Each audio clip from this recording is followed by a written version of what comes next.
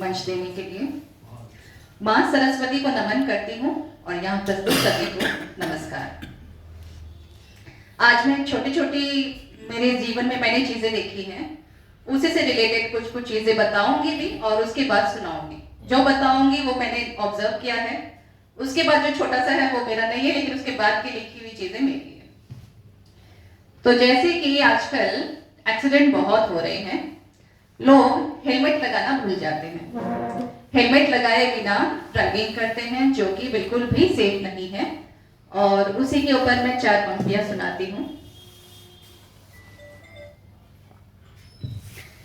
तो स्पेशली आजकल बच्चे होते हैं, जो यंगस्टर्स होते हैं या फिर मेल होते हैं, सोचते हैं पास ही तो जा रहे हैं, बिना हेलमेट के तो काम चल ही जाएगा। लेकिन अगर कुछ होना होता है तो थोड़ी देर में भी हो जाता है, वो ये चीज नहीं समझते और सिग्नल देख करके उसको क्रॉस करते भाग जाते हैं। सिग्नल देख के उसको क्रॉस करके भाग जाते हैं, वहां ये नहीं सोचते कि सिग्नल है तो उसको फॉलो करना चाहिए। तो उसी पे मेरी पंक्तियां हैं। अगरबत्ती पे नहीं रुके तो अगरबत्ती लग जाएगी, अगरबत्ती पे नहीं रुके तो अगरबत्ती लग जाएगी। किस्मत से बच भी गई तो, किस्मत से बच भी गई तो हरी पत्ती लग जाएगी, अगरबत्ती पे नहीं रुके तो अगरबत्ती लग जाएगी। अब मैं अपनी सुनाती हूँ। जान जो बचानी है तो दुपहिए पे पहले ही हेलमेट साहब जरूर से लगाइए, ना कटेगा चालान और बचेगी ये जान प्यारे, छोटी सी ये बात खुद को नोट करवाइए। कि सर पे सवार मेरे रहती हो हरदम, किसको कहते हैं ये बात हम पति किसको कहते हैं? कि सर पे सवार मेरे रहती हो हरदम, ताना सुनाने को पहले सर तो बचाइए। ताक झांक आजू बाजू करना पसंद है तो हेलमेट की आड़ में ये सब कर जाइए।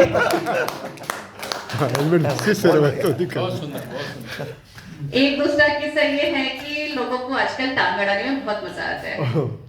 कौन क्या कर रहा है, हर चीज में बोलना, टिप्पणी देना, अपनी राय देना, सबको बहुत अच्छा लगता है, चाहे सामने वालों को चाहिए या नहीं चाहिए।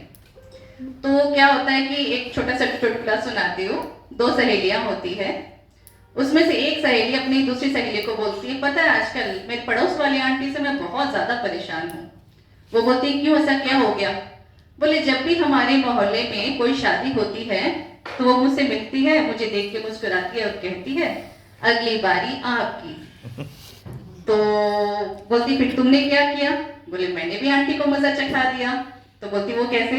बोले, जब भी हमारे मोहल्ले में किसी की मौत होती है मैं फिर उनको देख के मुस्कुराती हूँ और कहती हूँ, अगली बारी आपकी। फिर एक बच्चा होता है, वो बैठ के चॉकलेट खा रहा होता है। तो आंटी आती है और कहती है, बेटा इतने चॉकलेट नहीं खानी चाहिए, दांत टूट जाते हैं, उम्र घट जाती है। तो बच्चा बोलता है, पता है आंटी, मेरी दादी 106 साल तक जिंदा थी। तो आंटी बोलती है, हाँ हो सकता है बेटा, वो चॉकलेट नहीं खाती होगी। बोले, नहीं, वो अपने काम से काम रखती थी।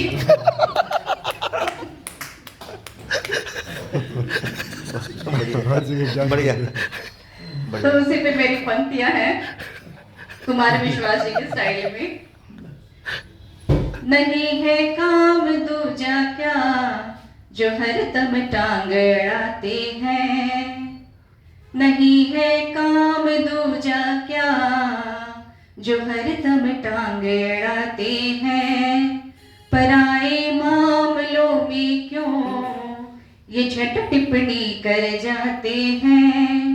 मजा आता है जाने क्या इन्हें इज्जत गवाने में, मजा आता है जाने क्या इन्हें इज्जत गवाने में, कि बिन शब्दों के नैनों से दबा के गाली खाते हैं, कि बिन शब्दों के नैनों से दबा के गाली खाते हैं। नहीं है काम दूजा क्या जो हरदम टांग अड़ाते हैं। धन्यवाद। बहुत बहुत बहुत सुंदर, बहुत